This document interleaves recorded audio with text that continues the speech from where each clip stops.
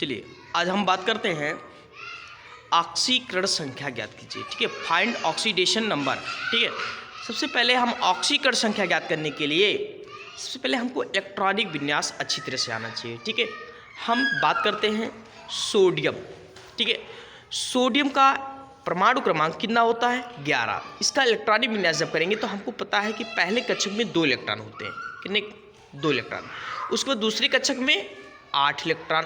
इसमें टोटल कितने इलेक्ट्रॉन है 11, क्योंकि जो इलेक्ट्रॉनों की संख्या जो होती है वो उसके प्रोटॉनों की संख्या के बराबर होता है। अब प्रोटॉनों की संख्या किसके बराबर होता है? परमाणु क्रमांक के बराबर। इसलिए हम लिख सकते हैं कि परमाणु क्रमांक जो होता है प्रोटॉनों की इलेक्ट्रॉनों की संख्या के बराबर होता है। ठीक है, तो हम इसी के आधार पे ही इलेक्ट्रॉनिक विन्यास करते हैं, परमाणु क्रमांक के आधार पे। ठीक है, तो इसमें कितने इलेक्ट्रॉन? 11 इलेक्ट्रॉन। तो पहले कक्षक में नियम है कि 2 इलेक्ट्रॉन होते हैं, तो मैंने 2 भर दिया।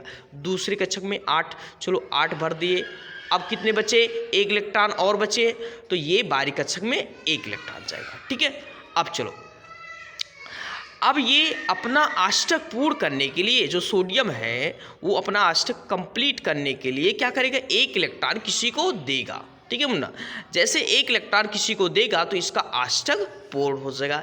इसलिए जो परमाणु इलेक्ट्रॉन देते हैं उस पर प्लस आयन होते हैं, तो 1 इलेक्ट्रॉन देगा तो 1 प्लस आयन हो जाएगा, और इन्हीं को हम बोलते हैं दाता परमाणु। ठीक है, जो इलेक्ट्रॉन देते हैं। ठीक है, अब ये इसके बाहरी कोश में 1 इलेक्ट्रॉन है, इसका मतलब 1 इलेक्ट्रॉन अगर दे देता है तो इसका अष्टक कंप्लीट हो जाता है। इसलिए इसके आयनों की संख्या कितना होगा? +1 होगा। ठीक है, ऑक्सीजन की बात करते हैं। ऑक्सीजन का परमाणु क्रमांक कितना होता है? 8 होता है। इसका इलेक्ट्रॉनिक विन्यास करेंगे 2a26 हो जाएगा। क्यों?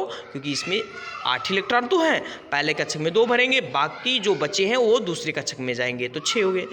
अब इसका अष्टक कंप्लीट होने के लिए, मतलब 8 इलेक्ट्रॉन होने के लिए बाहरी कक्षक में 2 इलेक्ट्रॉन की आवश्यकता होती है। तो क्या करता है? 2 इलेक्ट्रॉन किसी से ये ले लेता है, मांगता है, और 2 इलेक्ट्रॉन मांगने पर ये इस पर 2 ऋण आयन हो जाएगा। ठीक है, और ऐसे परमाणु को हम क्या बोलते हैं? ग्राही। जो इलेक्ट्रॉन को क्या करता है? ग्रहण करता है, उन परमाणु को हम ग्राही बोलते हैं। ठीक है, इसलिए इस पे आयनों की संख्या 2 ऋण होगा। ठीक है, चलो, और हाइड्रोजन का परमाणु क्रमांक 1, इसका मतलब इलेक्ट्रॉनिक विन्यास 1 ही होगा। ठीक है, इसको 1 इलेक्ट्रॉन की आवश्यकता है जो ये निष्क्रिय बनने के लिए होता है। ठीक है, अब ये निष्क्रिय कब बनेगा? जब इसका 1 इलेक्ट्रॉन कंप्लीट हो जाएगा। तो ये 1 इलेक्ट्रॉन मांगता है, या तो 1 इलेक्ट्रॉन ये दे भी सकता है, इसलिए इस परमाणु को हम बोलते हैं उदासीन परमाणु। ठीक है, हाइड्रोजन, क्योंकि ये धन आयन और ऋण आयन दोनों बनाने की क्षमता रखता है। ये हाइड्रोजन ऐसा परमाणु है। ठीक है, अब ये कार्बन हुआ। ठीक है, कार्बन के इलेक्ट्रॉनिक विन्यास अगर निकाला जाए तो 2,4 हो जाएगा। 2,4। अब देखो, इसका अष्टक कंप्लीट करने के लिए इसको 4 इलेक्ट्रॉन चाहिए। क्या चाहिए? 4 इलेक्ट्रॉन। ये 4 इलेक्ट्रॉन मांग लेता है। कितना? 4 इलेक्ट्रॉन मांगता है, इसलिए इस पर कितने आयन हो जाएंगे? -4 या 4 ऋण आयन। ठीक है, चलो, अब ये जो हो जाएगा इसका हम ऑक्सीकरण संख्या इसी के आधार पे हम ज्ञात करेंगे। ठीक है, चलो, सोडियम पर कितने आयन हैं?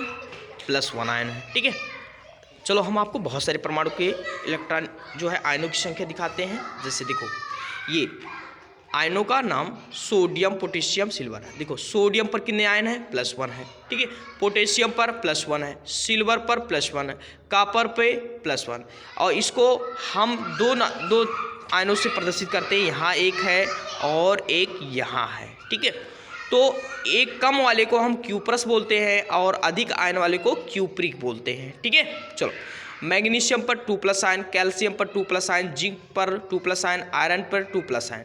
ठीक है, ऐसे आयरन भी होता है। ठीक है, एक होता है ये जिसे इसको यहाँ फिर वहाँ क्यूप्रस और क्यूप्रिक बोले हैं, ऐसे ये फेरस और फेरिक होता है। ठीक है, अधिक आयनों की हम बोलेंगे फेरिक और कम आयन वाले को हम बोलेंगे फेरस। ठीक है, ऐसे देखो, हाइड्रोजन पे धन आयन भी होता है और ऋण आयन भी होता है, मैंने बताया। लेकिन जो धन आयन होता है उसको हाइड्रोजन बोला जाता है, जो ऋण आयन होता है उसको हाइड्राइड नाम से बोलते हैं। क्लोरीन पर एक ऋणायन होता है, उसको क्लोराइड बोलते हैं। ब्रोमाइड हो गया, ब्रोमीन पर एक ऋणायन होता है। आयोडीन पर एक ऋणायन होता है। ऑक्साइड का मतलब ऑक्सीजन पर 2 ऋणायन होते हैं। सल्फर पर 2 ऋणायन होते हैं। ऐसे होते हैं, ठीक है, बहुत सारे। अब हम क्या करते हैं, इनका हम ऑक्सीकरण संख्या ज्ञात करने चलते हैं, ठीक है।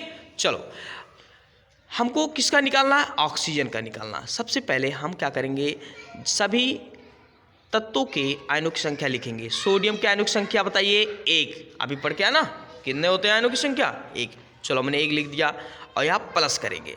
किसका निकालना है, एक्स। देखो मैंने बार लगाया ना यहाँ, इसका मतलब कि एक्स, उसका ऑक्सीजन का निकालना है, उसके लिए हम एक्स मान लेंगे। प्लस हाइड्रोजन का कितने आयनों की संख्या यहाँ है 1, चलो 1 मान लेते हैं, है ना। और सबके बराबर क्या करेंगे, 0 कर देंगे, ये नियम है, ठीक है ना। अब देखो 1 और 1 कितना हो जाएगा बताइए, 2 इक्वल हो जाएगा 0 और x इक्वल हो जाएगा -2 हो जाएगा। देखो ऑक्सीजन का जो ऑक्सीकरण संख्या है, मैंने यहाँ नीचे बार लगाया ना, ऑक्सीजन का जो ऑक्सीकरण संख्या कितना होता है -2, यहाँ दिखाई भी दे रहा है। चलो इसमें हम बात करते हैं इसकी, सोडियम कार्बोनेट इसका रासायनिक नाम है, सोडियम कार्बोनेट। कार्बन का निकालना है ऑक्सीकरण संख्या, ठीक है। चलो सोडियम पर कितने आयन होते हैं, +1, यहाँ देखो +1, तो ये हो जाएगा 1। कितने परमाणु है सोडियम के, 2, उससे गुणा करना पड़ता है, प्लस कर देते हैं, ठीक है। कार्बन का निकालना तो x कर दीजिए, और प्लस ऑक्सीजन के आयनों की संख्या कितना होता है 2, किससे मल्टीप्लाई कर देंगे 3, क्योंकि इसके आयनों की संख्या 3 बराबर क्या करेंगे 0, ये नियम होता है, ठीक है। अब 2 + x + 2 × 6, बताइए ये 6 और 2 कितना हो जाएगा 8 हो जाएगा, 6 और 2 8 हो जाएगा। बट यहाँ मैंने मिस्टेक कर दिया कि ऑक्सीजन की आयनों की संख्या किस में होती है, रेड में। तो बताइए 2 × 6 -6 हो जाएगा। अब 6 में से 2 घटाओगे तो कितना बचेगा -4 बराबर 0 हो जाएगा। उसको उधर ले चलेंगे तो ये आ जाएगा 4, है ना।